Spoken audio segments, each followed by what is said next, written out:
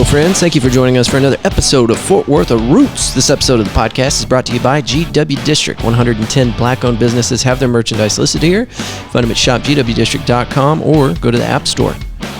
Wanted to give a quick shout-out to all of our international guests. We just recently on our interactive map started picking up people from India. I don't know how they heard about the show, but Kanipur, Jalandhar, Rajakot. I can't pronounce these. I'm sorry, but if you're in India listening to the show, I don't know how you found out about us, but I'm glad you're here. We've got people all over the map. We got people up in Germany. I'm not going to try to pronounce those names. Anyway, all over the globe. Anytime somebody listens to the show, it pops up on this interactive map. People all over the United States. It's really cool to see this kind of stuff. Anyway, my guest today is a return guest from episode 12. She started off as an opera singer and transitioned into jazz, and now she spends most of her time, especially with coronavirus, entertaining the retirement communities. If you've been listening, you remember our guest today, Ruby Weston, and we can't express to you how glad we are to have Ruby back on the show. Ruby, thank you so much. This is a great episode. Ruby sings for us, not once but twice. And I did as much as I could with the audio to make sure it was clean and perfect representation of her talented voice. But you're going to have to hear this woman in person. And if you need to find any information on Ruby or how to get her to your event or maybe your long-term care facility, you can go to rubywestonconcerts.com. You can find her on Facebook, YouTube, all the stuff. Also, there are links in the show notes. So, anyway, once again, I've talked too much. Thank y'all for being here. Let's start the show.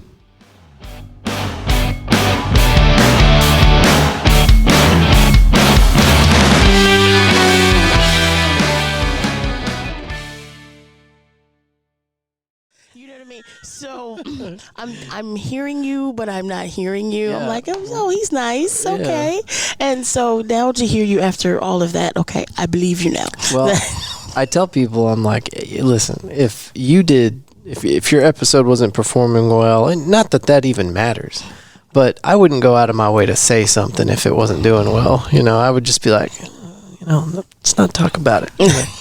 So whenever I tell people they're desired and people are enjoying their episode, I mean it. Well, I appreciate it. Yeah. Thank you. It's funny because a lot of my friends, they did listen to it and they were really surprised that you got like a full hour. Because a lot of times, podcasts, you just get 15 minutes, 20 minutes, half hour. They were like, oh, wow, I got my whole drive to work and everything. And so it was really, really cool. But everybody was fussing about where was the music? What was going on? And I'm like, I'm not going to just crash this man's podcast and, hey, let's make this about me. No, it's all about you. It's absolutely about Ruby.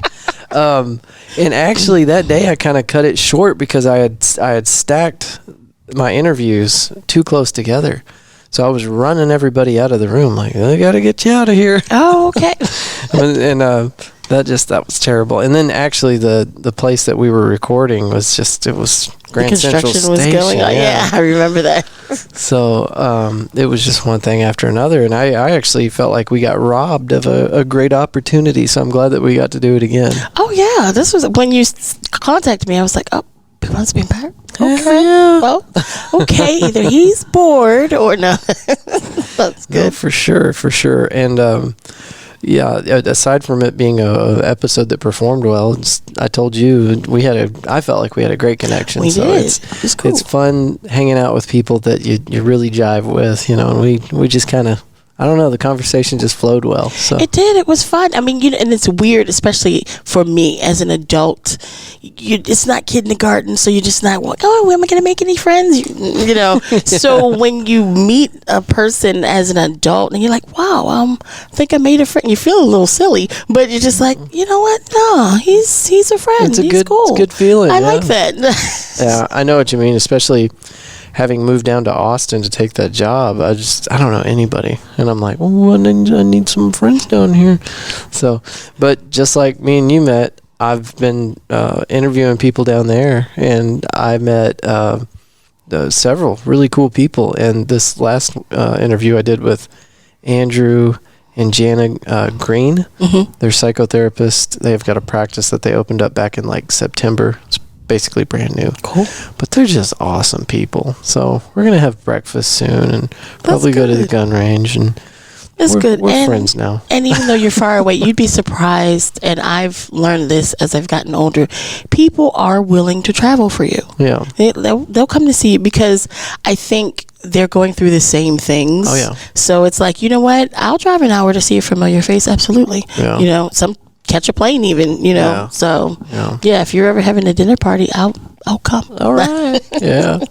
Yeah, I've got some friends up in Colorado Springs, and, you know, we're constantly trying to make plans and see each other and stuff like that. So, yeah, I think the older you get, the more important those old friendships become. Absolutely. Because the unfortunate part is, you know, you watch other people pass away, and you're like, man, my group of friends is getting real slim. Yes, and it's great to have people that know you. You can be yourself around them. They know who you are, how you are, and even if you're not having a great day, you know, they're not going to be like, oh well, that's it for him. You know, okay, he's not having a great day, and they allow that, and it's fine. And you pick up where you left off when you see him again. So it's one thing. This whole 2020, whatever you want to call it, disaster. I could say some words that probably wouldn't be good for. You know, but it's taught you that you definitely value people's time, because the times that you could go see anyone and now you can't. And I see people all the time, and I don't want to get all depressing, but, you know, that are going to see their loved ones and are waiting outside in the cold to have somebody brought to a window so they can literally just feel the warmth through the window. And I know we've all just taken those moments for granted when you could go see anybody at any given time. And now, oh my God, I can't wait to just see anybody now. You know what I mean? So, just the moment of time is just so valuable now more than ever, that you know that if somebody gives you a moment of their time, it's special. Yeah. You know, because they didn't have to do that. Yeah. They really didn't. And there are times that you can't. Mm-hmm. And so, yeah, you know, I just appreciate that now. No, I get it. Things are different, and it hopefully, you know, out of any kind of tragedy, people are able to walk away with a little bit of an insight, and I think that's probably our 2020 insight is, you know, you're not actually guaranteed anything. No, you're not even guaranteed the freedom to get to go see your loved ones. No, that can be taken away from you. Going to the store can be taken away. McDonald's can be taken away. Yeah, so, yes, exactly. Even some of the frivolous things that we appreciate, you know, I was like, I just want to make double. I just want to make double. Yeah. Yeah. But, you know, just get out of the damn house, right? Anything. Yeah. Now, I was fortunate because, of course, I have 4 kids, and 2 of them are grown, and we all quarantined together. Right. And so it was cool. So it was really funny because sometimes we would take pictures and people would be like, oh my God, you're out and about and doing stuff. I'm like, no, these people live with me. And like my eldest son, it was his birthday, and, you know, we took pictures. We did like a little silly TikTok or whatever, and it really looked like we were in a nightclub because everybody's dancing, trying to get in the little camera lens. So we're all crouched in here together, and we're dancing, we're being silly, but, you know, we all live there. And it was funny. I said, you know, I can't even post this because people will fuss at me. And so, you know what I mean? But it is what it is. But let them fuss. Let them fuss. Yeah, but I'm sure, look, they're real nice about it, but I'm sure they're ready to get away from me now. Like, Mom, we love you, but we gotta go. I gotta show if you're listening, you can see this on the YouTube channel, or you can just use your imagination. But Ruby brought me the full Jaws. Well, that's all 3 of them. There's another one, right? Well, there's 4, but you saw the first one, so I was fortunate enough to find the ones you didn't see, 2, 3, and 4. So now I told you 3 sucked. Thank you so much. So, excuse me. Full transparency. This is going to hurt your feelings a little bit, but I did see the second and the third one. Okay. So, but now I have the full collection here on one disc. So this will be cherished forever. Oh, good. And you can see 4. You were right. Jaws 3 was terrible. Yes, it was. Yes, it was. But 4, they redeemed themselves in 4. You haven't seen that? Which one? The last one. Is that the one where the wife kind of falls in love with the pilot? Yeah. Spoiler alert, folks. Yeah. I'm sure everybody's seen it. I hope. Yeah, I did see that one, and it was good, and it kind of broadened the entire franchise because it kind of took it in a totally different direction. Yeah. So that was cool. That poor woman, the whole time, I'm just like, stop it, lady. Stop it. What are you doing? No, stop it. I know. But that shark, there was some magic in that shark. Oh, yeah. Definitely. Some dark magic. Oh, yeah. But what I liked about it was it came full circle if you watch the whole thing. Her issue with her husband, though she loved him so much, was that he was obsessed with the shark. And she finally, in those final moments, understood him. Yeah. Because then she became obsessed. Yeah. And it was like, oh, I get it. Dang. She was out there getting people killed, though. Yes, she was. God. Anyway, you're right. You're 100% right. Jaws 3. Is that where the term "they jumped the shark" came from? I don't know, but that we can use it for that. But if you notice, people say this a lot, and it's the number 3 in most franchises always sucks. I remember you saying that. Yeah, so you know, 4 did bring it back. Yeah, you're right. Yeah. Right. So we'll save it. So it's saved. Now we got to find another franchise to obsess over. Yes, we do. Well, look, we've given us plenty of time. Yeah. I've been doing nothing but watching Netflix, and I used to feel bad about it. Now I'm just, oh man, it's some great stuff on. Now I don't even answer my phone anymore. I'm like, no, I'm watching this now. Call you back. Yeah, and I'm going broke because I've subscribed to about all the streaming services that you could possibly, because then you get, because at first when they all came, I'm like, I'm not doing that. I'm not doing that. Yeah, right. Because they know what to do. They give you like a great show on one streaming service that you don't subscribe to, and you got to watch it now. Yeah. And well, of course I have kids, so I had to do Disney Plus.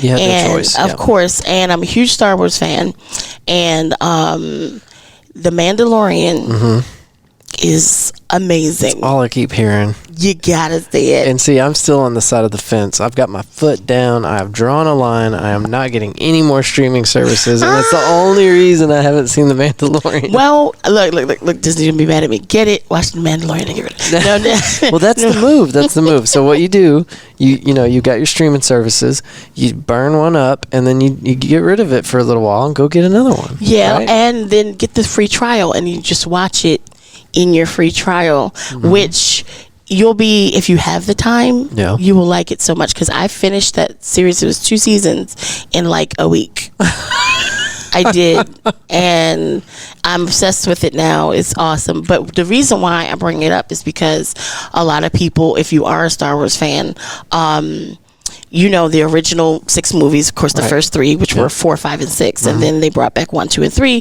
which were really good. And you could keep that set, and that set was great. Now, a lot of people would say the ones after that were trash, which I thought they were too.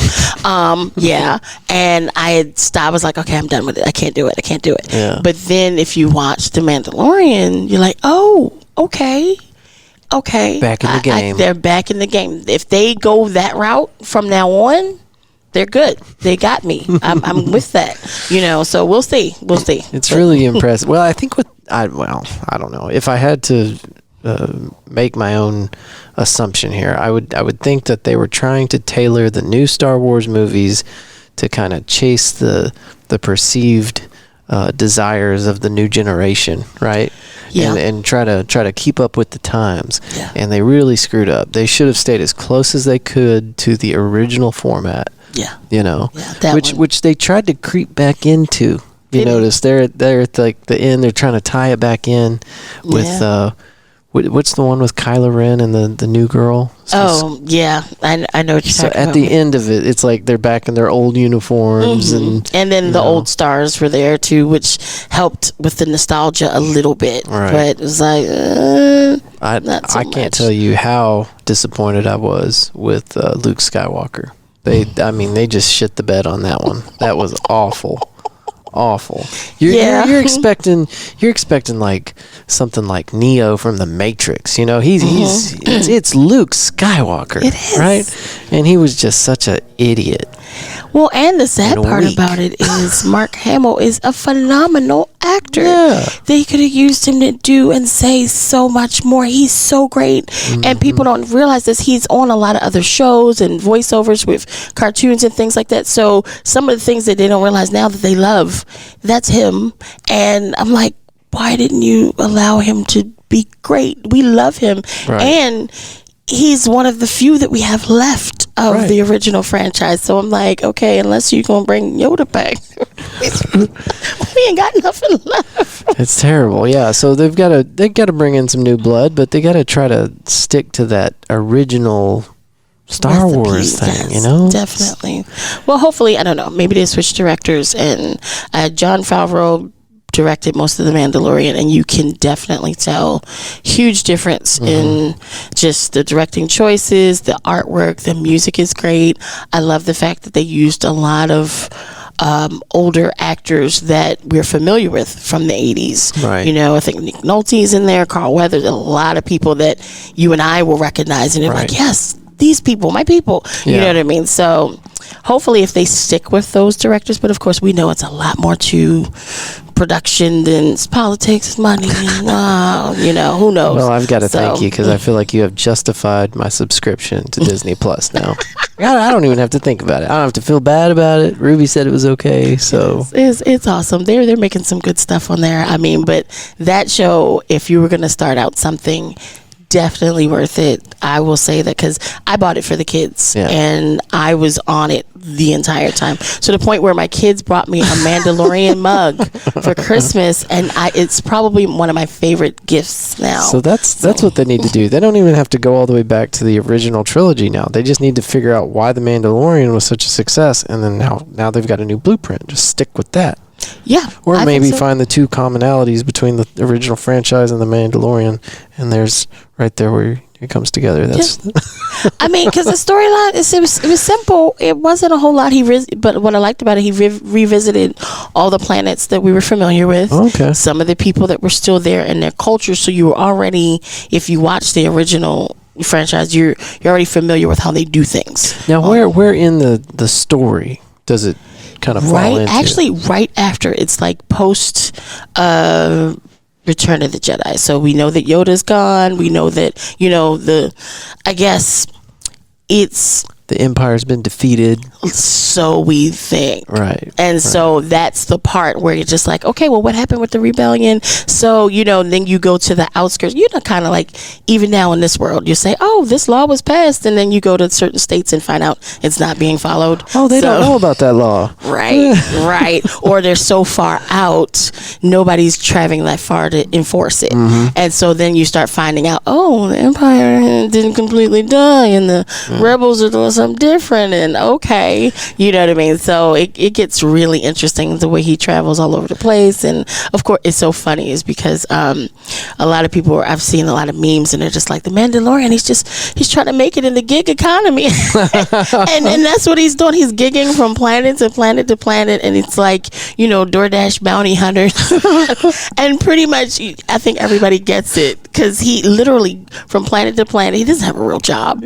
And he goes right. Yeah, and when he goes wherever he goes, if his ship is broken, he goes into town and just finds a job for the day. Like, hey, I need to get my ship fixed. What you got? And they tell him to do the thing, and he does the thing, and then he gets the ship fixed, and he leaves, and then he goes somewhere else. And and I love it, because that's everybody's life right now. Like, do you think that's why it's such a hit? It might just be. Because everybody's living that gig economy life. Yeah, definitely. So you're feeling it. You're definitely feeling the whole. You know what? You can't go mainstream on this. You gotta, while you're waiting for everything to come back online, you've got to do what you got to do. And I think people are really feeling that now. So, and then you still get, in space, and it's fights, and it's awesome. Yeah. So. We could definitely sit around and watch movies together. Do you think Ruby Weston would make a good bounty hunter? I would. Yeah. Good. I would, because I'm definitely going to find it. I mean, I'm not going to fight you. I can't fight you, but I can find you though. You'll use your mind to overpower them, and absolutely, and then get what you need. I'll just sing, and then that'll be it. So you're either gonna love me or hate me, or tell me to shut up. Well, that'd be a real good gig economy bounty hunter too, because I mean, if there's no bounties, no tickets to chase, you've got your voice. So you could always do that. Go to the nearest cantina, do a couple sets. Yep. Pull out a hat. Just give it there. I've done it. Some days you just have to have that jar out there and do what you got to do. It'd be 2 people in the audience and you just go for it, Speaking of, you brought music, and we've already set up the Bluetooth with the Rodecaster. Yes. So my guest, this is not an ad for Rodecaster, but my guest is going to be able to use her phone, which we've connected to the Rodecaster, to play music for us. Awesome. And I'm going to try not to blast our ears out, so I'll start out soft. So now, okay, am I going to You can set it for it. Oh, are you singing, or what are we doing? Whatever you want me. I'm singing. Okay. What do you want me to sing into? Here or here? Okay, I was confused. I thought we were playing music, but you're going to play music and sing. Okay. Is that okay? Yeah. So I'll turn on so the mic is on, so you don't have to use that if you don't want to. You could just fold that up, and I'll crank down that microphone.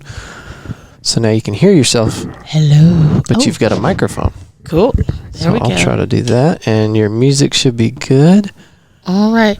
Well, I'm going to give you a quick addendum. Okay. Well, you follow me on Facebook, so I know you've noticed that, I guess about maybe a month ago, if not that, I lost one of my senior friends in one of the senior communities, but we had a special song that we sang together every time I went to visit her. Yeah. And of course it was really sad because of COVID, so you couldn't really visit or anything like that. But right.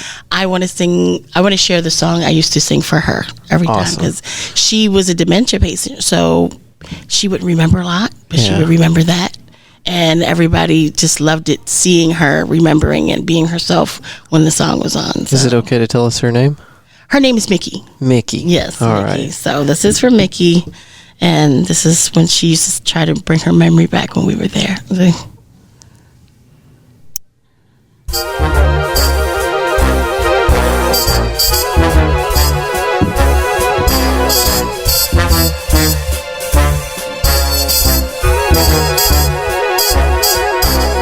I'll be loving you always,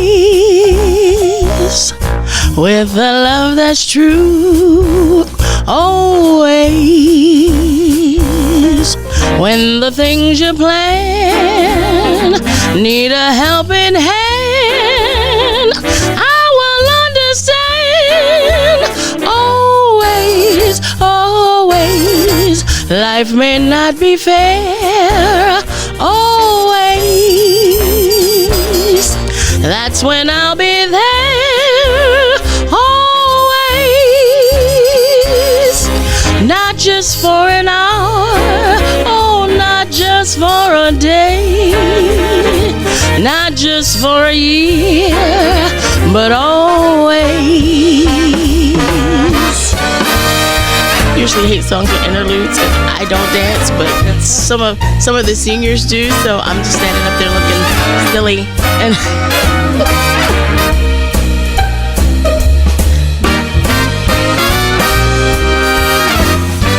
there we go. Everybody do it.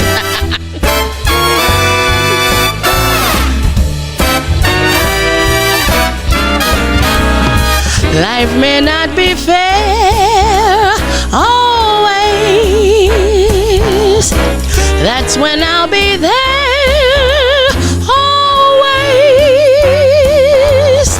Not just for an hour, oh, not just for a day, not just for a year, but always, always, always, all the time.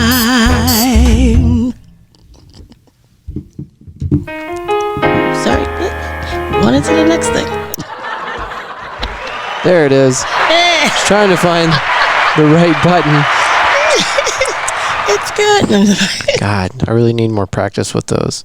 Ruby, that was incredible. Oh, thank you. I've heard your music online on your YouTube channel and things like that, but that's the first time I've heard you sing in person. And you have such a beautiful, beautiful voice. Thank you. That is incredible. appreciate it. And like I said, I don't just give compliments. If I thought you had a terrible voice, I wouldn't have said anything.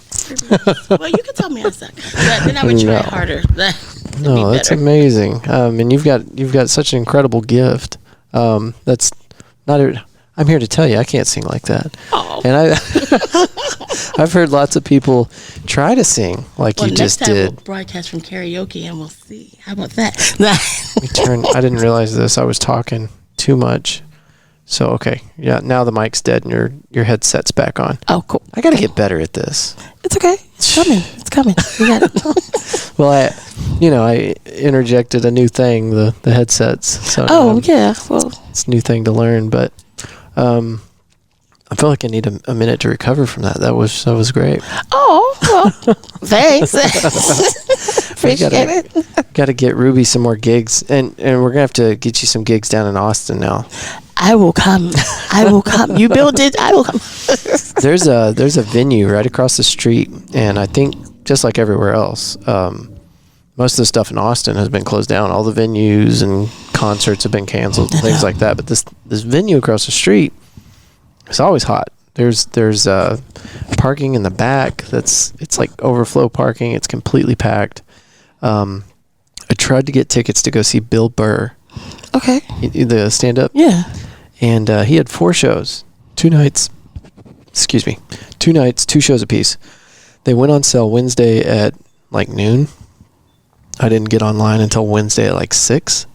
All the tickets were sold out. All 4 shows. Wow. As soon as they went on for sale, I guess. Well, because people are thirsty for any type of interaction, live, anything, and of course, we want to laugh. So there are still venues that are doing stuff, and then right now, if you look behind us, it'd be hard to see from the camera, from our YouTube people watching, but right behind us, there's just people walking up and down the streets. There's cars trying to get into Billy Bob's. Okay. This, I think, is the world's largest honky-tonk dance thing. I don't know what their title is, but anyway, there's always something going on there. I have to try to stick my head in there. Every year during Christmas, it's just loaded. Like, people come from all over the place to visit family and stuff, and then they all get together and they come out here to Billy Bob's. Oh, okay. And tonight they've got a big event. But I was still surprised to see this many people. I mean, people are trying to get out.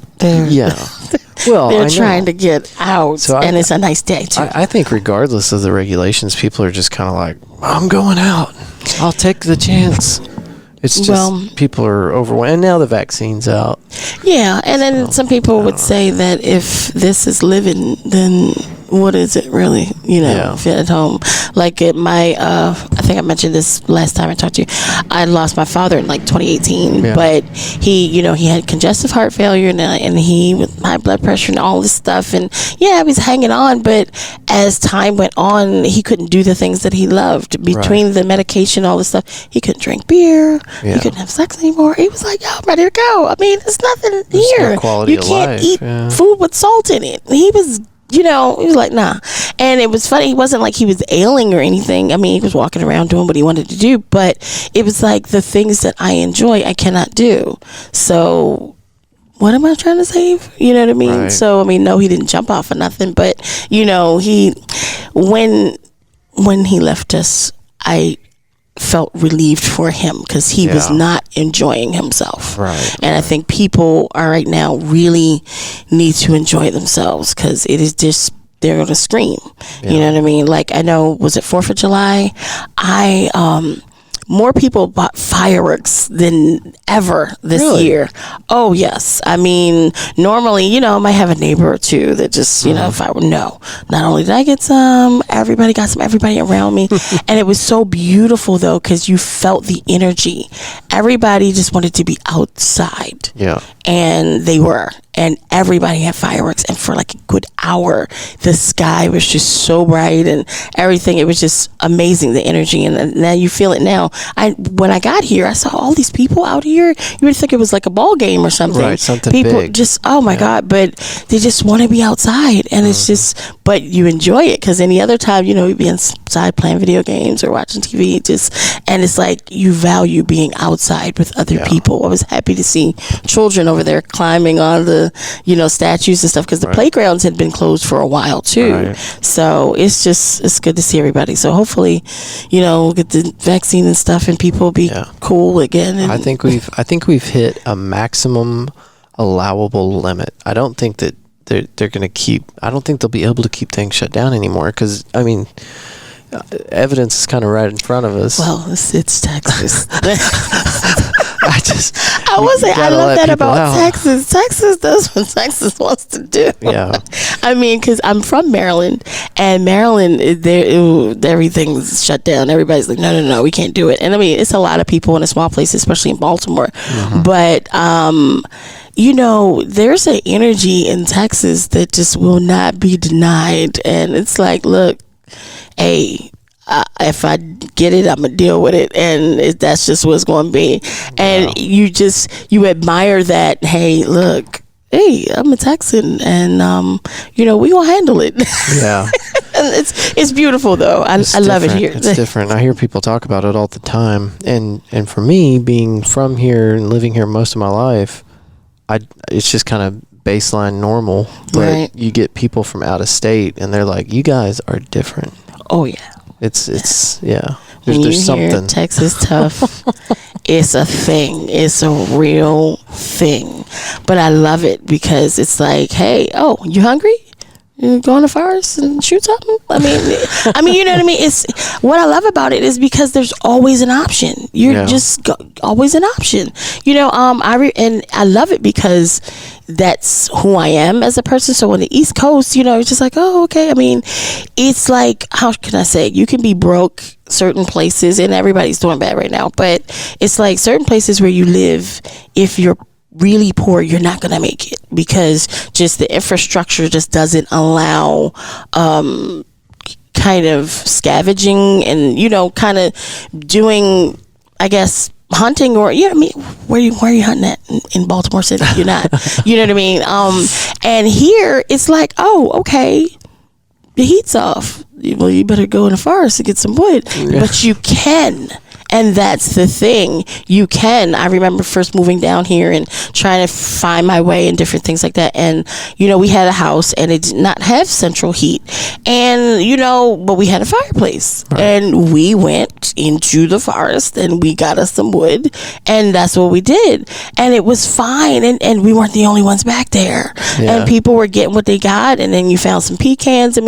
You can survive. You really can, until you can do better. And I love it because it doesn't get that cold. So, you know what I mean? You can make it. You know what I mean? I'm sure people, this is not the life they want to be living.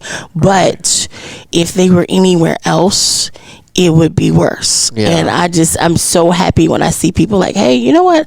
I'm going to go. And I hear conversation, well, I'm going to go get some pecans, and, and then somebody will find an apple tree or something. And, and it's not something on TV, and people get together and they share. And some of the nicest people, I've met down here, people really help. They really help. They see you don't have any, you need something, but, some people be outside like begging you, give them a quarter or something like that. Somebody will buy you a meal, really, like, hey, you need something, you get some food, and it is just really, really nice. Now, don't get it twisted. I've been called the inbred in traffic too, but it's a spectrum. But they're out there. But you can still feel the love. Yeah. Yeah, you can't get away from all the idiots. Nah. But my buddy Leon Daniels, he was the first one we did this morning at 9 o'clock. That dude gets up with the sun, right? Yes, indeed. And we were talking about that after the recording. He showed me a video of some guy, and it was some kid, probably in his early 20s, just drunk out of his mind, but probably raised in an extremely racist household, and he's shouting the N-word at this dude. Have you seen the video? I think it might have gone viral. Anyway, this guy's just standing there, and he's like, he's not saying anything. He's just kind of teetering on composure and rage, And finally, the kid goes on for like a full minute. He takes a can of like sweet tea or something, and he just bashes that kid in the face and then gets on the ground and starts beating him. That's what you get. Yeah. He deserved every bit of that beating. Yeah. But anyway, what we were talking about is a conversation we'd had about a week before that, talking about how with us kind of growing up in the military, you know, when I went into the Army, I was 19. I think Leon was probably 18. And we were with people from every walk of life. I mean, all over the country, different countries, and every, you know, race, religion, and creed. And we have to work together in the Army, you know. And Uncle Sam doesn't care. When he shoves you into a platoon, you're getting placed in there by your intelligence level and your aptitude. You know, skin color doesn't come into it. No. So, you know, when we're on a bomb-riddled road in the middle of the night somewhere in Iraq getting shot at, guess what? We're buddies. Yes. And there ain't no racism here. No, not at all. We're all trying to get away from the guy that's shooting at us. Exactly. You know? That's how it should be. So, anyway, that's the kind of environment that Leon and I grew up in. And so then moving back into the civilian sector and running into just the craziest forms of racism, even to the point of hearing somebody yell the N-word at somebody right in front of you, going, I'm sorry, do you see there's a human here? Like, I heard you say that. Are you out of your mind?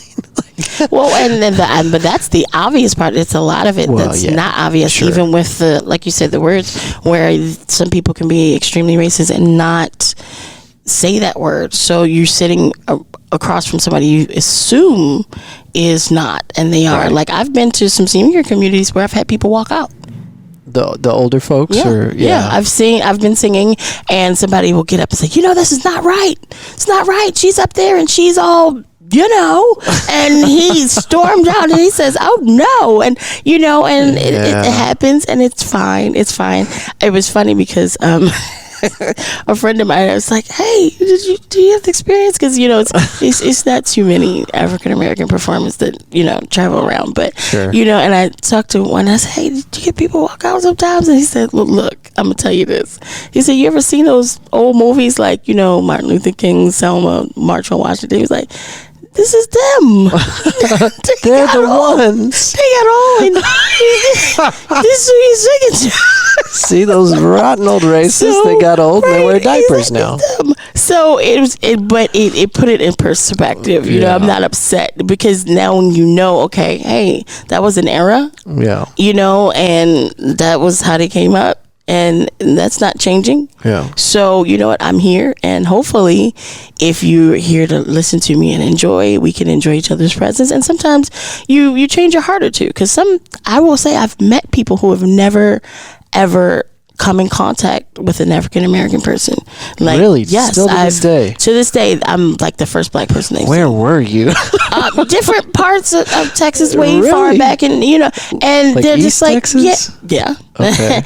But then the experience is like they'll touch you and then touch your hair, and you know, like, you know how you get it like that, you know, and it's legitimate. And some people will say it's ignorant, but it's just legitimate questions. They never seen you before, right? Like, you know, when I travel back to Baltimore and I go through like places like West Virginia and different places like that, which, you know, I don't even eat in those restaurants because it's so uncomfortable. Right. But it's not personal. Yeah. They've never seen me.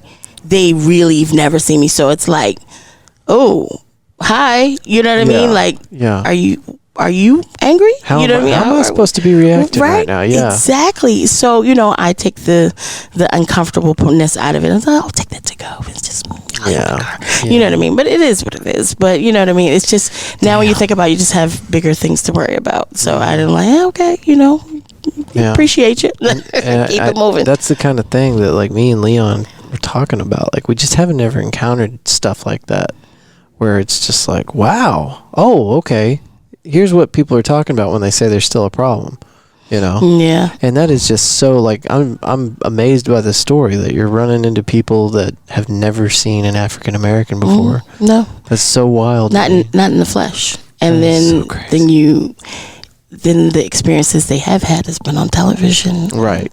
Those experiences portrayed are by Hollywood. Great. Yeah. Right. So now you already have an opinion in your mind, which is not true. Mm-hmm. So now, okay, how do I deal with you? Are you here to rob the place? You know what I mean? Because in your mind, that's what you see. So you don't know. So, but there's hope. I know there's hope, because if you look at my family photo right now, everybody's in it. Like, okay, both of my adult children are engaged and are about to get married. Mm-hmm. And my daughter, her fiance is white. Okay.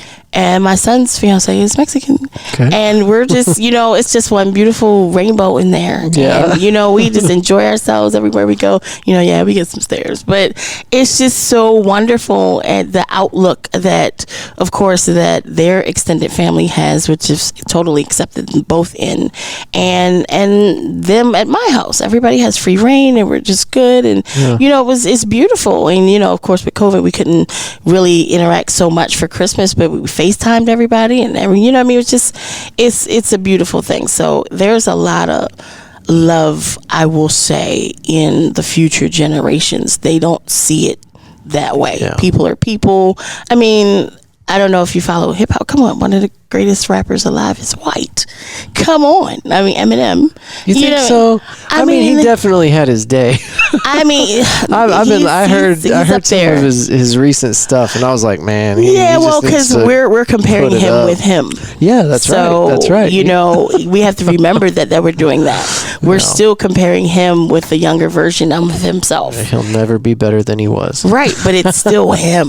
You understand what I mean? That's true. But when you look at the world that the children are growing up in, they're growing up in a world that is it doesn't have boundaries. You know what I mean? Because you say, oh, well, black people sing jazz and white people sing this, and it's not like that. And white people rap and black people do ballet, and Darius Rucker sings country now. Right. So everything is so beautiful and wonderful. And then with the internet, the internet can be detrimental, but it's a great tool. I've heard some amazing jazz tunes from like Japan and China, and it's like, oh my God, music is just so beautiful, and I love it because it transcends everything. You just hear the music. Mm-hmm. It's just like math.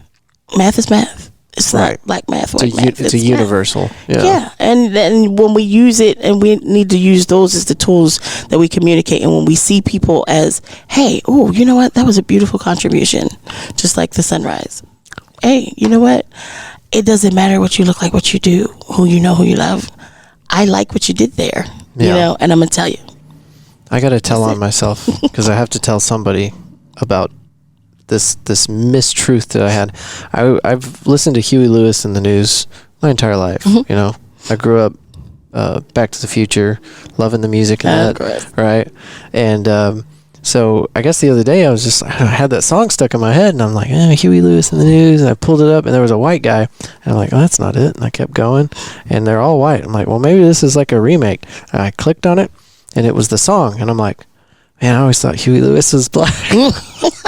Because his voice just didn't sound like a white dude. But Darius Rucker is a phenomenal musician all the way around. Yeah. But whenever somebody's like, he sings country now, I'm like, no way. And then I heard the music, I was like, that's good. Mm-hmm. So all kinds of amazing stuff. No more borders, no more barriers. No, I think that they were imaginary anyway. Oh, hell yeah, for sure. But then again, somebody else brought up a really good point the other day on like one of those internet memes. It's like the biggest problem I have with Back to the Future is that a white guy invented rock and roll, African Americans have created some amazing music and completely changed the landscape for music in its whole.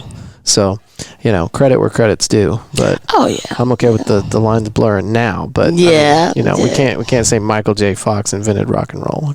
No, we can't. But it's and I think people have to remember sometimes when people talk about like stealing and different things like that, they have to understand that they operated within the parameters of their time. Yeah. And now don't get it twisted. There's a lot of theft going on always. Yeah. Adaptations. But also, sometimes as an African American or just a minority person, if you wanted your music heard, you would beg somebody white to put their face on it because you wanted it heard. Yeah. So you're just like, I don't want this thrown in the trash, or you know what I mean? So sense. Please, my white friend, can you say if I said, hey, Andrew, look, I want people to like this. Yeah. So you say it's yours because I just want it out. Yeah. Of course, you know what I mean? People don't realize that there were a lot of favors being done too. Yeah. You know what I mean? It wasn't all bad. That makes sense. Yeah. I hadn't thought about it like that, but there was a lot of that, right? I mean, you got I mean, people writing the music behind the scenes and somebody else singing it. Well, because you couldn't, because of the times, you couldn't really admit, hey, these are my friends. So you had to instead be the face of your friends to get their music out and get their stuff promoted. And then eventually you say, oh, well, you know that's him, right? Oh, okay. You know what I mean? And then sometimes once it was introduced, kind of the bait and switch type thing, then it was like, oh, well, I do like that. You got any more? You know what I mean? So, you know, it is what it is. We, as time goes by, we find out more of that. Oh, yeah. And, you know, because, there's an ugly part of history. There's a beautiful part, too. And I think we need to bring that to the forefront as well so that we can get it all as a collective. I think a lot of times people tend not to want to look at the nasty part because they don't think that there was anything nice there too.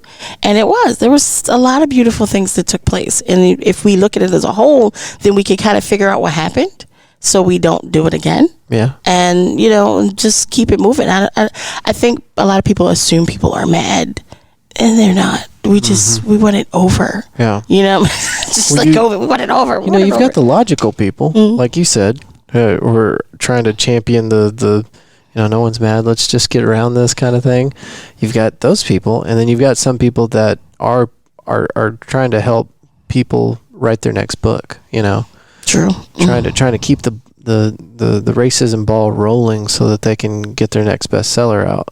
And then you've got people that still remain from bygone errors, and I like the way you put that about that guy that stood up and had some type of objection to you singing at his home, right? Because that's ignorance or not, it's his upbringing, and it's not excusable behavior, but in order for somebody to understand it so that they don't become enraged, they need to understand that he was brought up like that. It's not okay that he's like that. You're not going to change it. So just understand that the reason he's like that is because of his experiences and how he was brought up. Right. It's not entirely his fault. We're a product of our environment, but like I said, not excusable. Oh yeah, well, because I know the people were like apologizing. Oh my God, I'm sorry. I'm like, yes, but you have to understand, this is his home. I'm in his house. You know, so he has every right to leave his room. He's got every right to leave the room and let other people enjoy your amazing voice.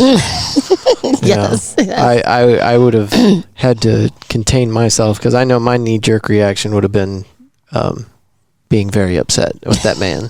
So it's rough. Yeah. It's rough, but yeah, we have fun. But like I said, you'd be surprised. I mean, and I don't think it's so much racism now. It's like because of like you said, the bygone era.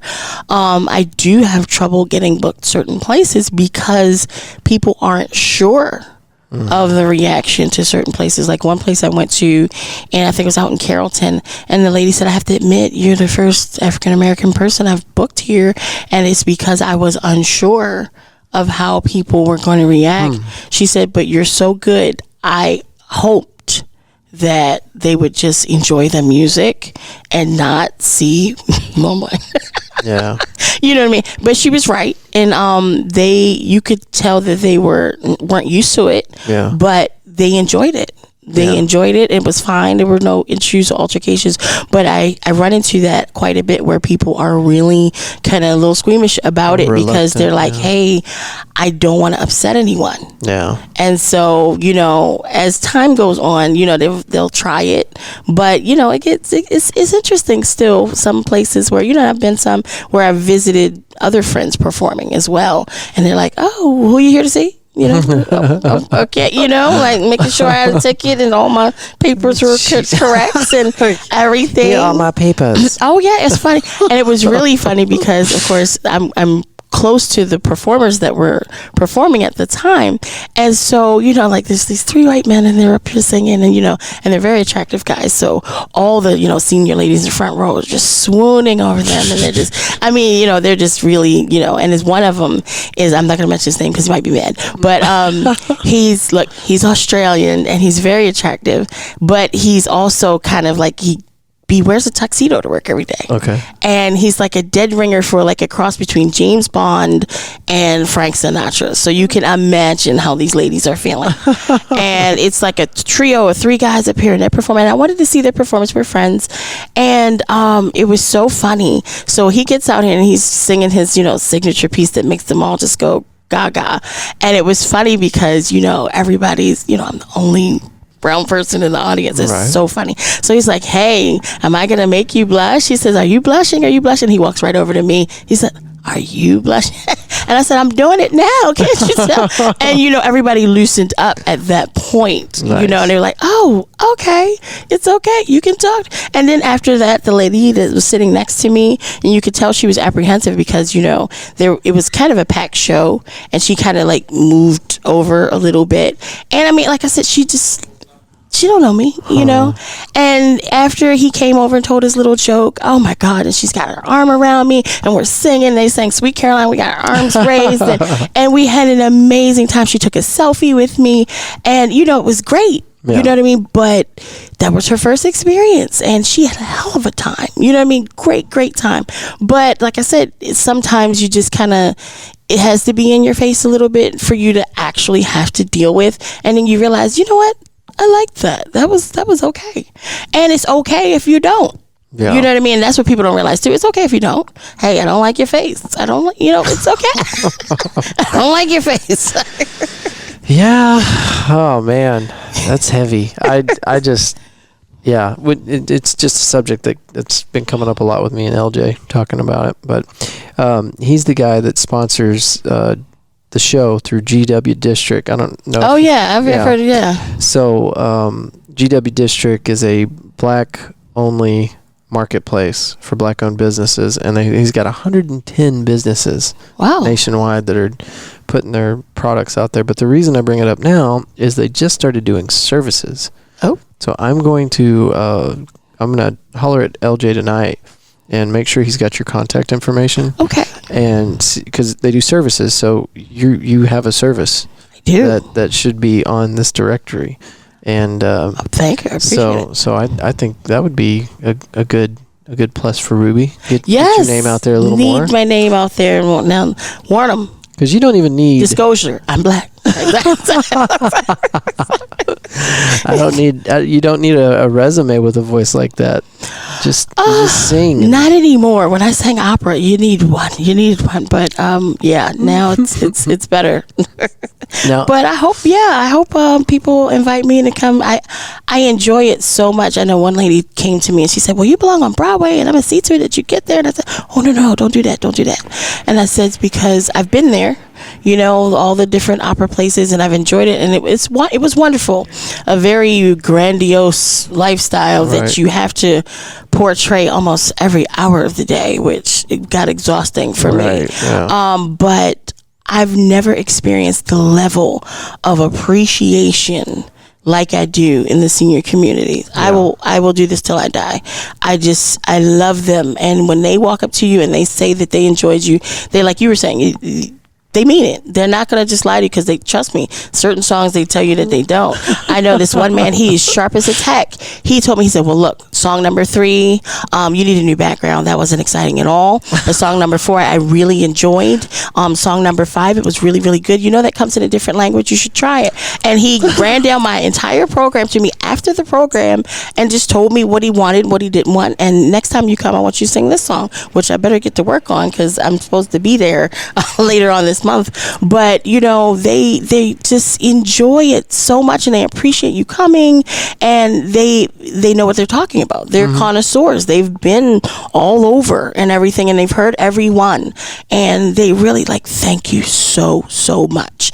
And it's so genuine, you know what I mean? And I wouldn't trade the feeling that I get performing for them for the world. I mean, because it's real. You know what I mean? They didn't have to come, and they know you didn't have to come, and they are just so happy you came, and they dress for it. Yeah, they dress for it. I mean, they had the little outfits on and everything, and they are ready. And they said, this one lady told me something, and it made me feel really great. She said, "You know what? You made me feel like I was back in the outside world." Nice. And I really appreciate you coming here to do that. That's priceless. And I was to like, them. Sure. wow, that's so awesome. So, yeah. So I'm staying with my senior friend. Did you get the background story on that, or the gentleman that came up and gave you that critical review of your lineup? Did you get a background on him? Like, what must he have been into before?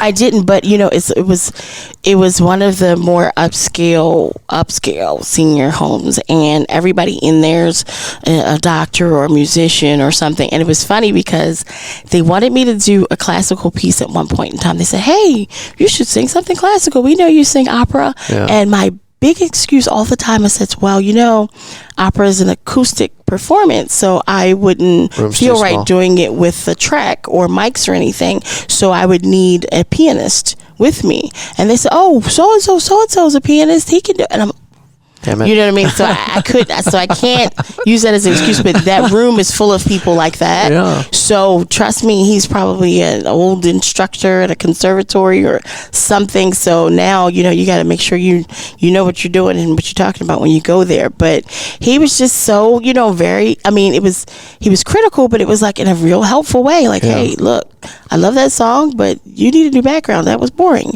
And he was, still like loving it the whole time, but it was like, hey, what would make me love it more if you did this? And I appreciated that. That was good. That's the kind of criticism we all need, including podcasters. You can reach me at media@fortworthroots.com. There you go. I've been telling people like crazy, like, you need to tell me what I'm doing right and wrong. I've listened to a few, and of course I watched, like the ones that they televise on TV, and this is just like that. You make people feel really comfortable talking to you and everything. It doesn't hurt that you're attractive, so you don't have to look. I don't want to look at him. I don't want to look at him. You can just look at him. So it's really cool. So when you watch the video, and you're sitting here and you're talking and joking and vibing, and it's really cool. I enjoy it, and listening to your other shows, and the people you have on are really, really nice. Like what's the other guy? Was Lucas Peterson? Yeah, he's a sweetheart, and I feel like I've never met him. I feel like he's my friend. Yeah, you know what I mean. So hopefully one day I'll meet him too. But you have some really cool people that follow you and then follow the people on your show, and they genuinely just promote and supportive, and you know what I mean. Like Lucas is active on my page, you know what I mean, and I'm like, wow, well, gee, thanks. Those are the kind of people I'm really trying to connect with, because he's into the same stuff I am, and you're a creator, and those are the people I want to surround myself with. So me too. And it's nothing just to take somebody. Hey, you know what? Ruby was over here doing this one thing. Let me put it over here where my people are at, and share that, and and then Lucas sees it and he shares it with his people. I love that. Yeah, I think if everybody really, really did that, people would be, especially content creators. Mm-hmm. Would really be a lot better off and a lot further along. But sometimes we're afraid, oh, my people aren't going to like it, or this and that. You can't even worry about that. It's like, hey, I believe in what this person's trying to do, and I will promote it. And you'd be surprised, that when you believe in something, people believe in it. In other words, and I tell my kids this all the time, if you're performing whatever it is, it could be, the hokey pokey dance, but if you believe in it enough to be up there, then people will think that you don't think it's bullshit. And they'll be like, you know what, that was the best hokey pokey dance ever, because if you're doing it, you believe in it, and you need to bet on yourself. And if you start betting on yourself, other people will bet on you. It's like, okay, well, he's going for it. Whatever it is, he's going for it. And I like the fact that he's going for it. So I'm going to go for it too. So I try to promote all my friends. Like when you do stuff, I'm like, hey, my friend, this and this. And I put you on my Instagram page and stuff like that. And so I'm not the most tech savvy, but when I can try to promote, everybody's doing the thing, because it's we have to lift each other up, and it doesn't take much, especially now with social media. It's free, what I mean. It's not like you're asking me to spend $50 on a ticket, even though I would if I had it. I can do that. I can click share. I can do that. It doesn't cost anything but time. That's one of the most surprising things about entrepreneurship is anytime you get into anything, and I talk to plenty of different entrepreneurs in different fields. Whenever you break off onto your own, and I know you've gone through this too, you expect a certain level of kind of give a shit from the people around you. Support, yeah. And the first time I got into business for myself, I was amazed at the lack of support. And this is not to talk negatively about my friends and loved ones, but it's just it's a very odd phenomenon that you don't expect. You'll put something out there and expect a little bit of help with it, and it's genuinely not, or generally it's not there, and so you're forced to kind of recreate and rebrand and figure out different avenues to get your message out to strangers. It's not your friend's responsibility to help you with your endeavors, but with it being as important as it is to you, you expect like people are going to pick up on that and kind of help you along, and it doesn't work like that. Well, I think people don't understand the entrepreneur. The entrepreneur is a different breed. It's a maverick. It's, to be, first of all, people don't realize how scary that shit is. Yeah. In other words, you decided to break away from having a regular paycheck that you could set your watch by, right, and you're out here surviving it, and you've got a plan that changes from moment to moment, and you've got to make it work. Right. You've got to put all your eggs in one basket, and it better work. Yeah. It's got to. Yeah. And people don't realize that this is your life's blood. You put your blood, sweat, and tears in this. You believed in it so much that you're calling it a thing. Hey, this is my thing. I'm selling this. Just like when, and I tell like my friends and my family this all the time. When somebody is walking up to you and they say, hey, I'm selling hairbrushes or whatever, you're not buying a hairbrush. You're buying into that person. You know what? You're out here by yourself selling hairbrushes. Yeah. And I need to make you not feel stupid right now. Yeah. So if I've got $5, that will change your perspective on the decision that you made of trying to feed yourself doing this, and how scary that must be. Yeah. I can do that. I can give you $1. I can give you $5. I can buy into what it is you're trying to do, because you're not buying a product. You're buying into that person trying to start their business and get going. And of course, sometimes, guess what? It's not the best work. Sometimes it's not the best craftsmanship, but the whole point is because their budget is low. Yeah. So maybe they can get better. Right. But the whole point is, do I believe in you and what you're trying to do?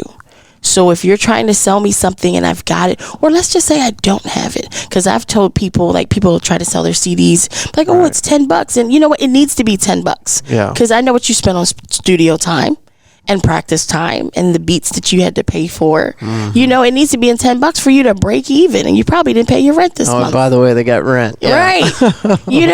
So it needs to be 20, honestly, for him to make anything. So I might not have the 10 or the 20 that he's asking for, but I'll say, hey, I see what you're trying to do here. I don't have it, but this is what I do have, because I do believe in what you're trying to do. And I want you to continue to try, because sometimes people just want to keep going. Mm-hmm. You know what I mean? They're always this close to giving up, because of course you can't eat that. You can't eat hopes and dreams. Yeah. You definitely can't pay your bills with them. You get skinny quick. Right. Yeah. So sometimes I might just have $2. I'm like, hey, look, this is yours. I just came from the laundromat. It's in quarters. Here you go. You know what I mean? Yeah. And it makes a difference. So, and I've met people and seen them later, and they say, you know what? I couldn't wait till you came to the store, because I know you always give me a couple quarters, and I ate today because of that. And then they're doing better and different things like that. So, I just try to tell everybody, if you know anybody who's trying to do anything on their own, because they could be doing something else. They really could, something even illegal. You know what I mean? Right. And we're not even gonna get into legality. It's just whether the government can tax it. Yeah. But anyway, you know what I mean? But try to patronize them if you can. Right. And if you can't afford what they're selling, give them something. Or find somebody who wants it.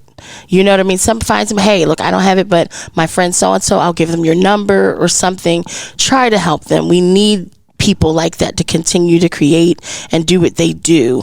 It's a calling. They can't stop that. You can't get away from that. Yeah. I cannot get away from doing my music as a business. That's who I am. So, even if I was working at Walmart, I'd be singing in the line or doing something. You can't get away from that. And so when people really dare to live their dreams, it's an expensive price tag that, they can't always afford to pay up front. Right. Yet they're paying with, cold nights and, sleeping on somebody's couch and all the naysayers, So it's just that if you can help somebody just with even an encouraging word, if they're trying to do their thing, please, please, please do, because it's harder than ever right now to be yourself. Yeah. And they're trying so hard to do that and then eat on top of that.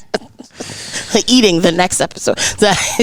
Something I bring up a lot since my recording with Dr. Stevie Don, and I think that was, I know it was with right around Michael Vespa. I think she might have been episode 16. Anyway, it's Dr. Stevie Don, and she talks about bridge work.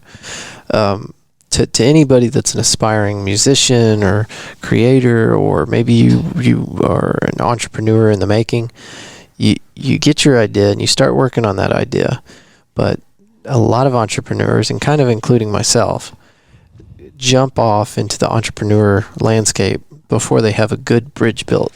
You know what I mean? It's hard. So you might end up sleeping on that couch for a while. Yeah, you will. But Dr. Stevie Don talks about, the bridge work is, go get yourself a job. Work on, your thing.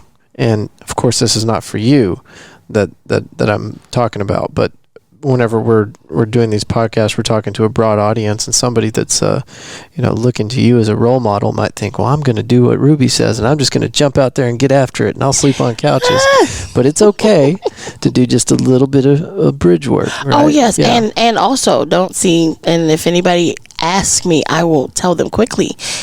That dream is expensive, and I have broken off. I've driven I've had many jobs. I've driven a bus. I do DoorDash even now. Okay, even now I go to that mailbox, and if there's not a check in there from one of the senior communities I work for, I'm dashing that day, all day, to get what I need to get to pay my bills. So yeah, no, I'm not pretending that it's not all fun and games. You definitely have to have a thing. That's why I'm grateful so much for the gig economy booming the way that it has, because it allows a lot of people who are artists to be able to work and still be available. That's the hard part, because I have a lot of people, because of COVID, leave the business of our senior communities because they couldn't afford to pay their bills, so they had to get 9 to 5. So now when the sporadic call comes through, they can't go because they're working. So it's great to be dashing. I've done that and gotten a call. Ruby, can you come? Yeah, I can. Let me drop off these fries and I'll be right there. Okay, people have seen me dressed in all kinds of things, dropping off food. So you know what I mean, you got to do what you got to do. But just don't be afraid to try it. But yeah, you definitely need a job. How great is that too, that we have things like that now, DoorDash or Uber or whatever, where people can Lyft, just make a little bit of extra money on the side while they're in between things, or maybe to supplement a job that's not paying all the bills. I mean, it changed my life. I mean, I will tell people it changed my life. I came to Dallas because people said, hey, if you want to do music, Texas is the where. I mean, of course, they said Austin. I couldn't get that far, but they said, you got a music, friend there now? Come to the Metroplex, right? Come to the Metroplex. You'll figure it out. Yeah. And we came here. I packed all my kids in a Mustang, and drove to Dallas. And so, we got here. We didn't know what to do. We had some family and friends help us out, and of course, eventually the Mustang met its end, and we're carless in Texas. What the hell? You know what I mean? It was crazy. Yeah. But with the gig economy, when Lyft came out down here, it changed everything. At first, I rented a vehicle to do the Lyft, and was doing Lyft. It was making enough money to, eventually pay for a vehicle. I was able to buy one. Then, like I said, the e-scooters came. I did that for a while. I mean, I have had a lot of jobs, but it got me to this point where I was able to, get my car, so that when people called, I could do that. And in the meantime, I could stay available to sing when people call, because calls were like once a month, twice a month. Then eventually they started filling out. But it can save your life, especially for people that sometimes you don't like to work for people. You can't deal with people in your face all the time, and some people have issues where they just can't punch a clock. They just can't. It's just them. And that allows them to be able to feed themselves and be functional. It's a lot of people, especially like veterans and things like this, that look, they just can't do it. You know what I mean? And it's okay to be broken, but it's a way now that you can really care for yourself and not be homeless, and you don't have to conform. You can just be you and work the times that you need to work. And then when it's time to take a break, you can take a break. And it's beautiful. That has changed the lives of so many people. Mine, definitely. I know my mom's going to get after me. You don't tell me you used to be poor. I am poor. Do you think automation is going to disrupt all that? It's been such a glorious windfall of available work for an impoverished community, and now we're moving into an era where probably in the next 5 years, Uber and all that other stuff. I saw today that California has its first delivery automated service, I guess up and running now, where it will do all the DoorDash stuff. The restaurant worker puts the food in the thing, and then the machine drives to the location, and the person comes out of the house, grabs the stuff, and the machine goes on its way. Yeah, it will anymore. It's kind of like go back to a Star Wars reference here, but it's okay. Like you have the droids, and then you still had people. You had the rebels, and then there was the black market. There was the marketplace. So I don't think the marketplace will ever die, because there are people that want to deal with people. There are people that want handmade things. There are people that want to, even now when you call, you get the automated system trying to pay a bill. I want to talk to a person. God, I hate it. You know what I mean? So I think I in our lifetime, probably not, because we still want to talk to people. And because there are things that maybe, I don't know if they get more sophisticated, but right now when you're especially trying to pay your bill and negotiate pay dates and things, that you can't do that with a computer. So you're going to always need a person. You know what I mean? I think, and human beings are going to always find a way to be necessary. No. We're not going to just work ourselves out of necessity. But if we can help it. No. But there's going to be a way that some people always are going to want to talk to a person. Now don't get it twisted. There's a certain amount of efficiency that goes with, hey, this is here, there. You can track it. It's a person, and then it takes the interface out of, like you say, racism, for instance. That's gone, but then it's a new racism. Some people don't like droids. I can see me 90 years old. I'm at a nursing home screaming at the robot that's singing. This is ridiculous. I remember when people used to sing. Get it out of here. Everybody's shaking their head like, this specious. I think that's what you call them. Yeah. Specious. Oh, that'd be funny. That would be interesting. Just come in and play videos or something. But no, but I think, there's one thing we need as human beings is we need people. Yeah. We need that interaction. We need interaction. People need to be touched. People need to be talked to. There's a certain, call it science, call it magic, whatever. It's just something about in person. You know what I mean? And that's not going to change. And I think people will start to see maybe a deterioration because of the amount of, automated things, and then start to say, wait a minute, but let's put a person in there with them, and, they'll see the difference.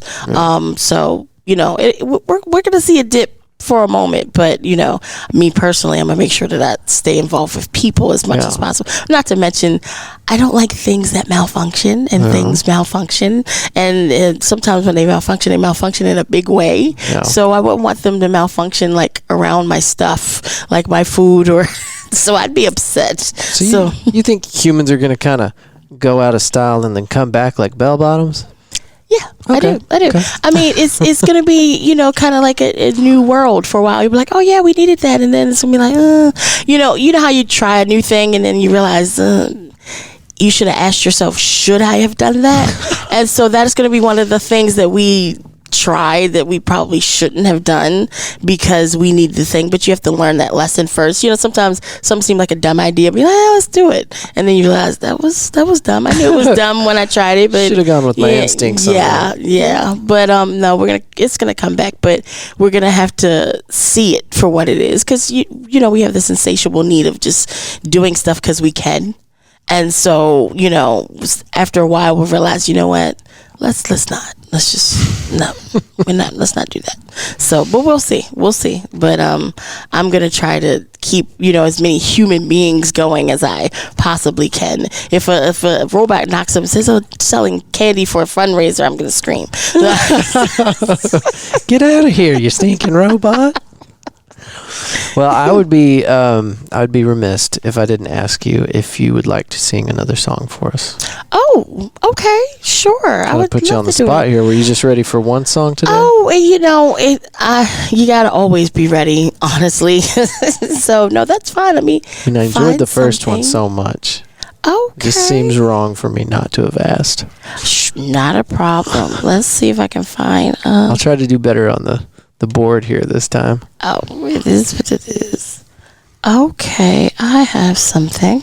Let's see if I can fit on this chair. You want to use that mic again? Yeah, or I don't know.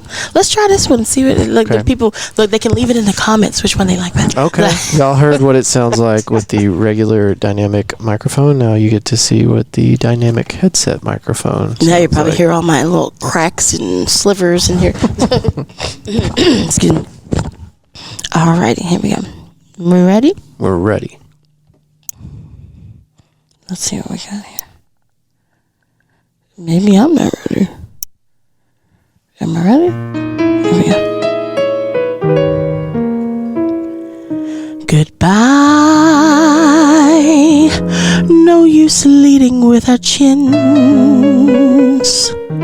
This is where our story ends. Never lovers, ever friends. So goodbye. Let our hearts call it a day. But before you walk away, I sincerely want to say, I wish you bluebirds in the spring to give your heart a song to sing, and then a kiss. But more than this, I wish you love.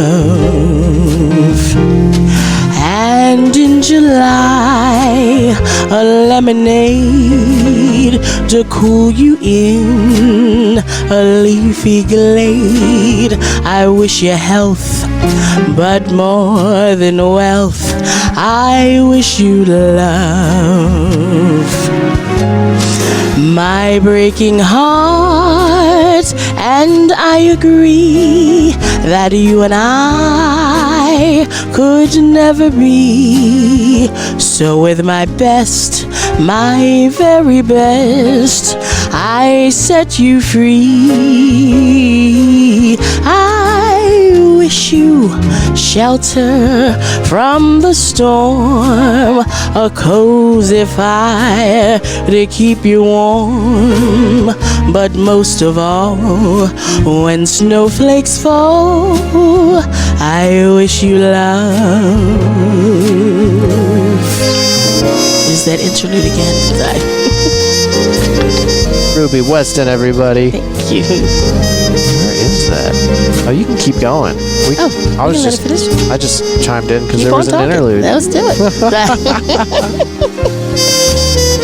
Our cigarette lighters out there. My breaking heart, and I agree that you and I could never be. So with my best, my very best, I set you free.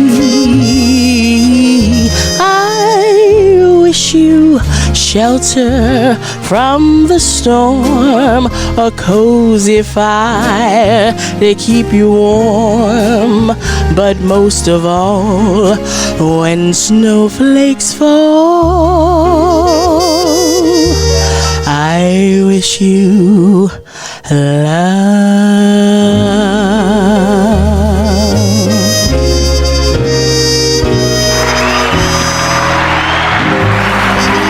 Got it that time. Thank you. Ruby Weston, you have a gift from the universe. Oh, thank you. So beautiful. Thank you. I appreciate it. Hopefully when I hear it back, I'm like, ooh. Yeah, I hope I did a good job. These Audio Technicas, like, today, this is the third recording. I've got one more to do. So you remember me telling you I did the first 10 episodes, no editing, right? Yes. And then I, dove into them, started editing. I'm like, oh my God, what did I do? I'm hoping today doesn't turn out like that with these headsets. They sound okay. It sounds fine. I mean, I can't imagine it being, messed up. So we're all in here. So, because last time I think we were just doing this in the mics, right? Like, yeah, we just had the microphone. Right. So no, I think because this is a single unit, we should be good. And especially you already hear the balance. So we should be good. I've been over here kind of tweaking it and playing with it, but you sound phenomenal. And if it doesn't come out perfect, it's my fault because you have a very beautiful voice. Oh, well, thank you. Thank you. I appreciate it. I'm just so grateful you having me back. I enjoyed this so much. We would do this every day if I had my choice. Hey. Me and Ruby. Let's work it out.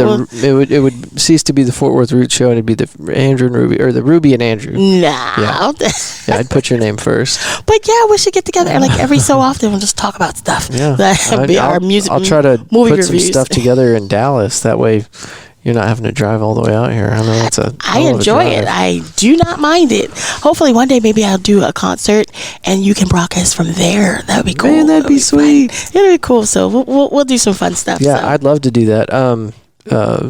Michael Vespa and his wife were here earlier, and they're the owners of Sweetie's Cheesecakes. Oh, cheesecake, yeah. Dude, I like cheesecake, but their cheese. I tried to save you one. Listen to this story. So they brought me two, and they're like 4 ounces a piece for 4.5 ounces in these little mason jars. I'm like, I might save one of these for Ruby, and then I ate one. And I was like, I'm gonna have to eat the second one. That is quite so all right. I messed up. Well, that's okay. I will. Where are they?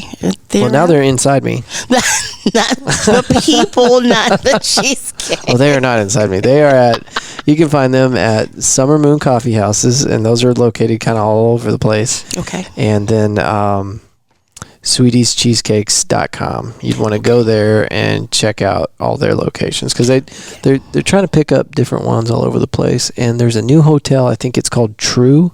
Okay, I've somewhere here in the area, and they have their products there, and just they're all over the place. Okay, well, I'll order some. I love cheesecake.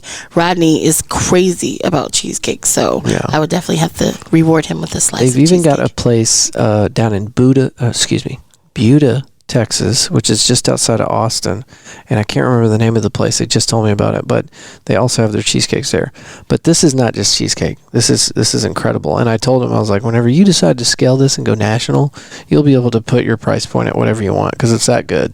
Wow. It's really good. The branding is good. The little containers are cute. And, I mean, Michael and his wife are just incredible folks. So okay, they make this, so they actually make the cheesecake. They don't even have a kitchen right now. So what they do is they'll rent a kitchen, bring their stuff in, make the cheesecakes in these little individuals, and then they ship them anywhere that 2-day shipping will take them. Okay. They put these little freezer packs in and they ship them out. Anyway, all that to say, they were talking about bringing me to one of their events and doing a live show there, and then I could do one with you and just make a whole thing out of it. Yeah, that would be awesome. We'll be their cheesecake taste testers. Oh yeah, as long as we'll work for cheesecake, it'll be great. So that's good. Well, I'm definitely gonna order some because I love cheesecake. So now that I don't have any singing to do for a couple days because I can't eat cheesecake and sing, but yes, I will get some. Well, the dairy will coat your throat and you'll like just have all this phlegm and stuff like that. So that's why I can't sing, Ruby. I'm always eating cheesecake. That's it.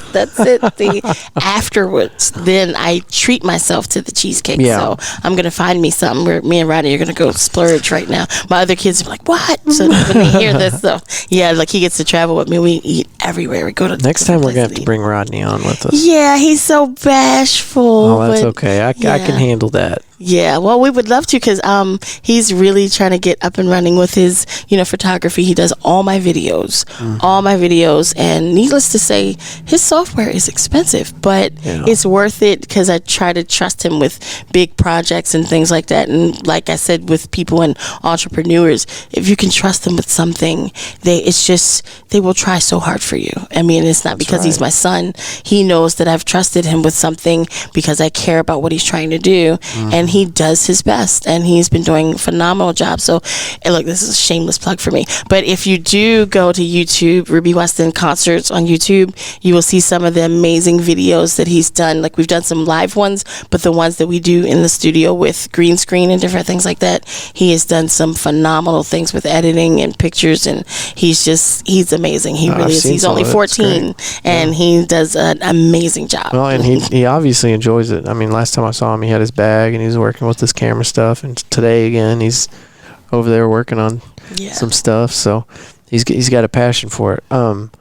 What your YouTube, is it just Ruby Weston? I can look it up on YouTube. You can look at Ruby Weston Concerts, but if you say Ruby Weston, it'll pop up. And then, of course, I put a lot of the videos on Facebook as well. I will also be uploading a lot more videos as the coming days come, because a lot of my senior friends couldn't make it to my concerts because of the COVID testing. And so until they get their results back, they weren't allowed to attend any of the public functions. So I promised them that I would put them on YouTube for them to see them, but anybody can see them. And Ruby Weston Concerts on Facebook and YouTube, and you can get all of the things. And then my daughter Jasmine, she's 5, and she has like a few songs on there too. So I've seen it's like she's adorable. Thank you so much. I will put some notes in here to anybody that's watching the YouTube video, or if you're just listening on the podcast, you can look in the show notes or in the YouTube description, and I'll put all of Ruby's information in there so that you can find her. Also, any of the stuff we talk about on the show is on the Facebook page.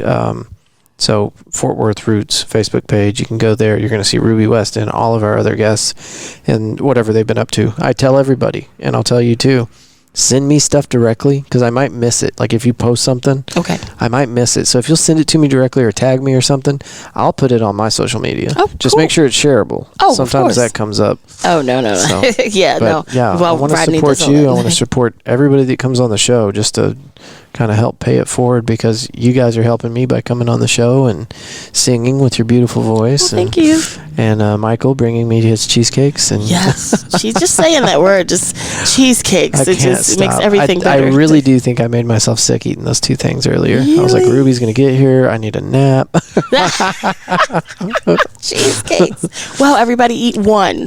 Yeah. 2 is too many, just so you know. That'd be cool. That'd be a thing. Like all your guests can get cheesecake when they come. See, I put like the next time I come, see, he's gonna have cheesecake for me. You guys. That's a good idea. Yeah. I see what you did there. Yeah, I'll be hitting up Michael. Michael, we gotta work something out here, man. I need cheesecakes for all my guests. There you go. It'll work, and then we just. That's good. Sweet. Wow. All right. Well, let's get out of here. But next time I'm in town, we got to do it again. Yes. No problem. If not. Hey, Austin's how far from here? It's not far. It's from right here. It's about 3 hours and some change. I have never been. Let's do it. Hit the road. I'll try to come up with something, like maybe an event or something we could do. Cool. Not a problem. I'm around. All right. Well, I'll hit the intro, and Fort Worth Roots. Thank y'all for listening, and we'll see you next week. Bye. Bye.